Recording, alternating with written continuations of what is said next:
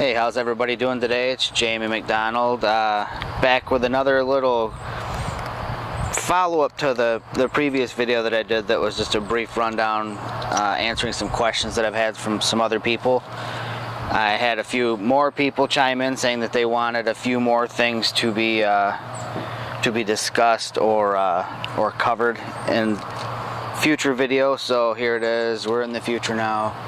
I apologize for all the ambient noise out here. I live near a grain silo and it's harvest season here in Michigan, so it's a bit noisy, and I have a lot of eastern bluebirds flying around my yard right now and a few other small birds that are being very vocal for me. So again, apologies for all the excess noise.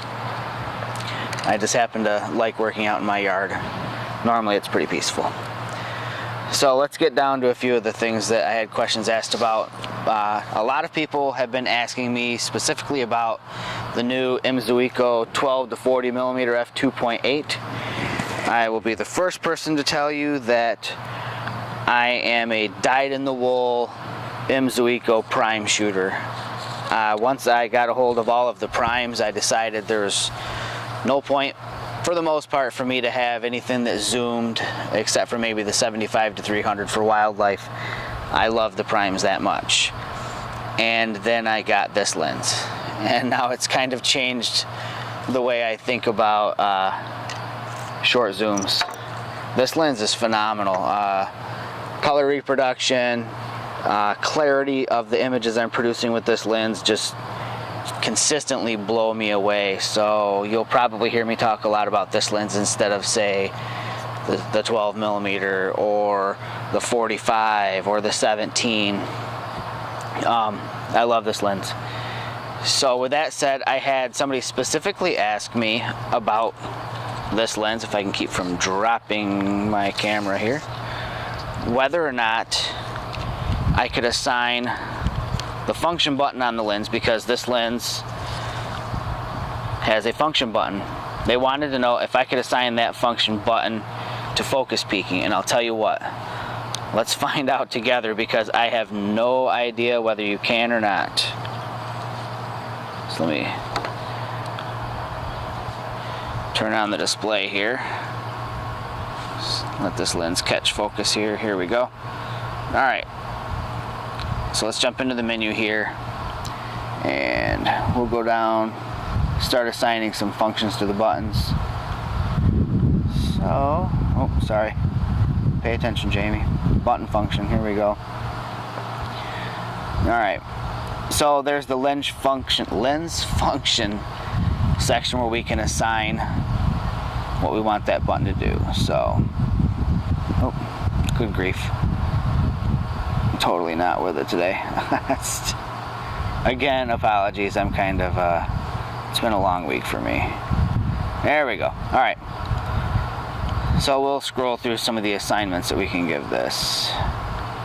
And I know I'm kind of going through them fast, but it's mostly because I want to see if we can give it peaking. So to answer your question, I apologize for not mentioning you by name, because I've been seeing a lot of names fly across my screens lately. But to answer your question, mystery person, yes, focus peaking can be assigned to this button. And there you can see it.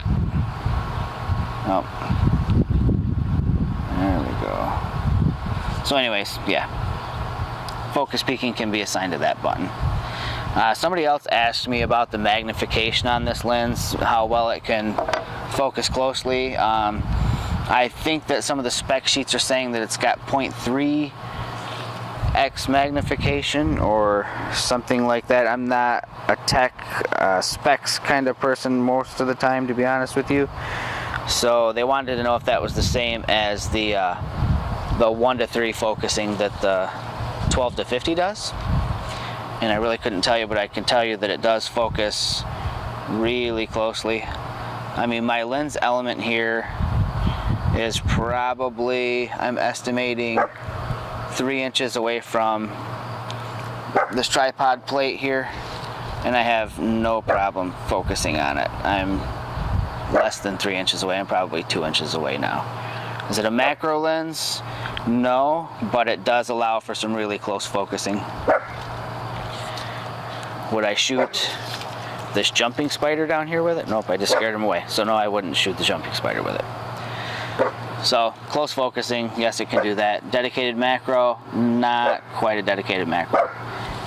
And my dog likes to chime in there on the whole subject. All right, another question that I had. Somebody asked me about what my button assignments are. What do I use? What is my normal day-to-day configuration for this camera? So I'll show you. Nothing super spectacular. I don't go crazy with the customization because, to be honest with you, a lot of the features that you would normally access kind of have buttons dedicated to them. Auto exposure lock, that's what I use the auto exposure lock button for. I don't use it for autofocus lock. I'm not a sports shooter, but for those people who are familiar with the term back button focusing, that's what it does. Other buttons on the camera, my function 2 button is set for magnify. I use that a lot if I am doing, let me flip this, engage the manual focus clutch here, there we go.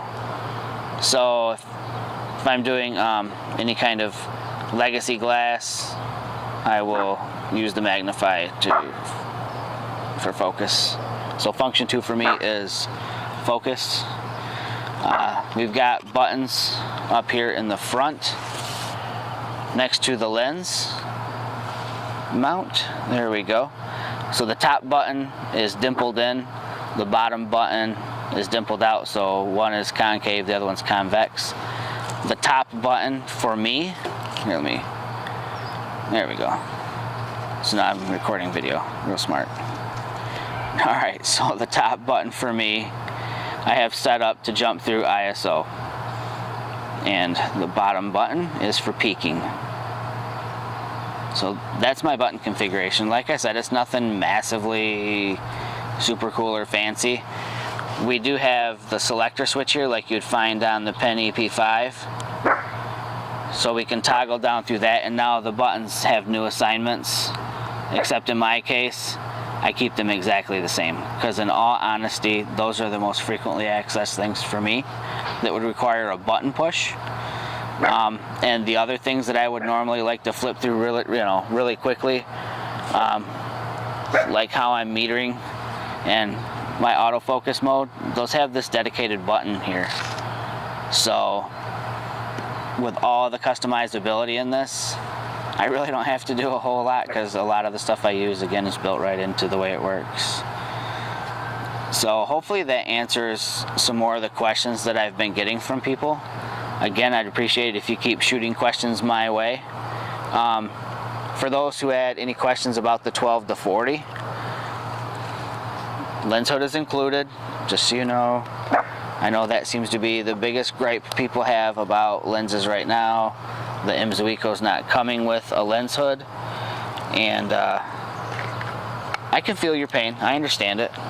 It kind of stinks to get a great piece of glass and worry about flare and not have a lens hood included.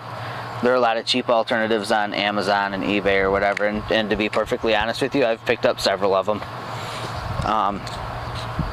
So yeah, keep the questions coming my way. I love to answer them. And until next time, you guys take care. Bye.